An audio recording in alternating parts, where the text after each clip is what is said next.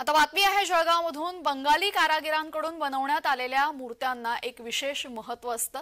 नवरात्रोत्सवानिमित्त बाजारात देखील देवीची विविध आकर्षक रूपं बघायला मिळतात। यावेळेस बंगाली कारागिरांकडून बनवण्यात आलेल्या मातीच्या मूर्त्यांना विशेष महत्त्व आहे। गंगा नदीच्या मातीपासून बंगाली कारागीर या मूर्त्या साकारत असतात आणि पाण्यात अगदी सहज विरघळतात या मूर्त्या। त्यामुळे पर्यावरणाला कुठल्याही प्रकारची हानी होत नाही।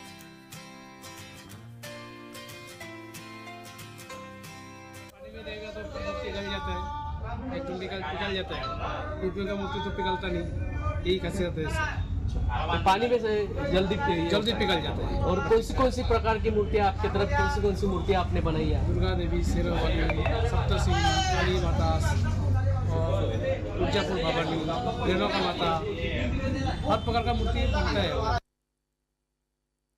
नवरात्र उत्सव हा अवघ्या एक दिवसावर येऊन ठेपला असून जळगावच्या बाजारात मूर्ती खरेदी करण्यासाठी मोठी गर्दी या ठिकाणी झालेली आहे।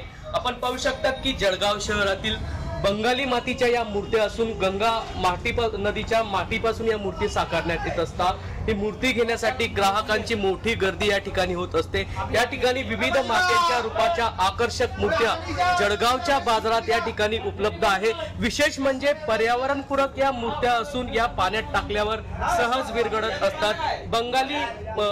बंगाली माती असेल, त्याचप्रमाणे गंगा माती असेल, त्यापासून या मूर्त्या साकारण्यात येत असतात आणि नवरात्र उत्सवानिमित्त जळगावच्या बाजारात मोठ्या मूर्त्या या ठिकाणी आहेत। विविध मातीच्या मूर्त्या या ठिकाणी, आकर्षक मूर्त्या या ठिकाणी आहेत। 20 मुद्द्याचा खप या ठिकाणी झाल्याची भावना त्यांनी व्यक्त केलेली आहे आणि जवळपास थोड्या प्रमाणात भाव ही वाढ झालेली असंही त्यांनी या ठिकाणी सांगितलं आहे। जुगल पाटील, जय महाराष्ट्र, जळगाव।